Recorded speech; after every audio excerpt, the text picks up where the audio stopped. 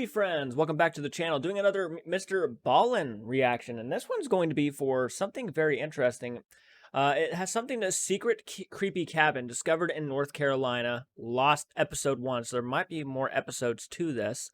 But we're going to go ahead and react to the first one. Of course, if you like this type of content, be sure to hit the like button, subscribe, and share. We post as often as we can. We keep it retro while we do it, and we enjoy doing it. So without further ado, let's dive into this thing and see what we got. And I enjoyed his last video a lot, actually. I think he's a really talented guy, and the way he talks about certain things is just really cool. So here we go. So 3, 2, 1. Okay. Lost episode number 1. The story about Larry Davenport was originally paired with another story about a boy named Michael. Oh boy.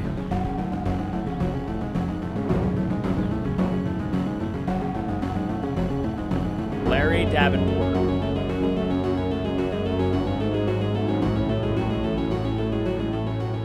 On July 17th, 1983, 8 days after Michael is found, another person goes missing in the same section of Roan Mountain. And I've got to say, their story sounds an awful lot like Michael's. So Really? On July 17th, 1983, Larry Davenport, who is a 20-year-old avid hiker, decides to head up to Roan Mountain with a couple of his friends to go on a hike. They really liked the western side of Roan Mountain. They were very eager to get up to the top where they could have a picnic before the sun went down. So they make it up to this section of the mountain where it's actually a campsite, and it's not that far from where Michael went missing. And there's picnic tables, and there's little barbecues. You can put in charcoal briquettes and have your own little barbecue. They get up there and they set up their picnic on one of the picnic tables. And they're having a great time, they're joking, they're laughing. And at some point, Larry takes off his shirt and his shoes.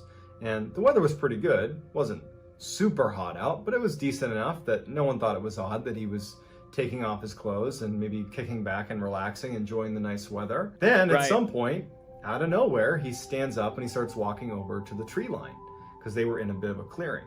And as he's walking over, one of his friends would later say that it seemed odd if he was going to, relieve himself in the tree line, that he wouldn't take his shoes because the risk of stepping on something and puncturing your foot's pretty high. It was only in retrospect that this friend thought of that. At the time, his friends didn't think twice. He's getting up to relieve himself. He'll be back in a minute. After a few moments, when Larry did not come back, somebody turned around to see what he was doing, and they saw him walking in a straight line away from them, well into the forest. This is a thick forest. It's not somewhere you're going to go walking barefoot without a shirt on. And he is way into the woods at this point. The friends have this moment of shock. Even if he needed to relieve himself, he would have done it much closer to the edge. So they're staring at him, thinking like, this isn't really happening. He's gonna turn around and come back. When he didn't, somebody yelled like, hey, Larry, what are you doing? Doesn't turn around, just keeps walking. So they get up and they start walking over. They're yelling to him, expecting him to turn around. And then at some point, he's far enough away that they can't even see him anymore. They start running into the forest, yelling for him to stop and to come back. But as they got farther and farther in and they couldn't find him, they began to get worried that they were going to get lost. And so they decide, after about an hour of just yelling for him and kind of peering around to hopefully get a look at him, thinking he might just come back because there was no explanation for this, they eventually called the authorities. Authorities are able to very quickly launch a massive search in this area, very similar to the search that was launched for Michael, except without military involvement. But it was just as many people, hundreds of people, scouring this area. He doesn't have shoes on, he doesn't have a shirt on. And so they're banking on the idea that even though he's walked off for some reason, he can't go very far. It's gonna take a minute, but they're gonna find him because he can't escape the search. Oh, that's crazy. But he does. And after 3 days of not finding this guy, despite this massive effort, people are baffled. But on the 3rd day, a very strange but lucky break in the case occurred. 8 miles away from where the search is happening for Larry, a group of hikers called into police that they had seen a man walking around them wearing only what they described as a bed sheet. He was probably not wearing a shirt. They didn't know if he had pants on or not, but they could see that, his shin down had nothing on it and he had no shoes on, and he had this bed sheet wrapped around him. And he wasn't coming towards them. He wasn't threatening them in any way. He just looked like there's something wrong with this guy. Somebody needs to collect this guy and see what's going on. And so the police go over, and sure enough, it's Larry. When Oh, good, police good, got to good. Larry, he was visibly shaken, confused. He didn't really even know why he was there. He didn't know why he had this bed sheet wrapped around him, which it would turn out to be a large curtain, not a bed sheet. He did have a few scratches on his body, but probably not as many as they anticipated him having, Yeah. considering the distance he had covered. 8 miles through thick rhododendron thickets. He should have been covered head to toe in cuts, but he wasn't, but he had a few. So the first thing they did is they brought him to a hospital, and he was diagnosed with something called acute brain syndrome, which is a term that refers to a host of psychiatric conditions that are temporary and diffuse over time that are caused by head Okay. injury, drugs, or infection. Basically, he was totally mentally unstable, but it would get better What the over fuck? time. Once he stabilized a bit, investigators asked him, what happened? So Larry wasn't sure why he left his friends, but at some point after leaving his friends, he wound up at this abandoned cabin. And he describes the cabin and he says where it is, and he said he went in the cabin and he didn't have clothes on, so he pulled one of the curtains off one of the windows and he wrapped it around himself, and he was there for a bit before ultimately leaving the cabin, and then he was discovered. And so investigators, they had a bunch of issues with this because, number one, how do we account for you traveling 8 miles? Because what you've just described is not an 8-mile journey. You're talking about a very short journey. In addition, where you described this cabin is It's an not area there? that was heavily searched by the hundreds of people that did the search, and no one saw a cabin. And certainly Holy if they had, shit. they would have searched the They cabin. would have It is searched, the most yeah. obvious place that someone lost in the woods would go. There's no cabins in that area. Where the fuck So did he go? where was he? And where did he get the curtain from?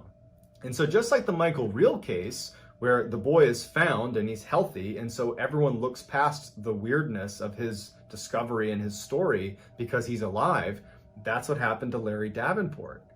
Very strange story. Don't know what you're doing walking around with a curtain on you, and I don't think that cabin exists, but you're alive, so we're okay with it. No one really did much research into That's the fucking weirdness crazy. North around Carolina, these that's not two far from here. stories. But David Politis in the Missing 411 team said it's pretty difficult to overlook the fact that in a very short period of time, two different people that didn't know each other, that were not interacting in any way, went missing in roughly the same area, Roan Mountain, North Carolina side, under the same circumstances. They suddenly got up and walked away inexplicably.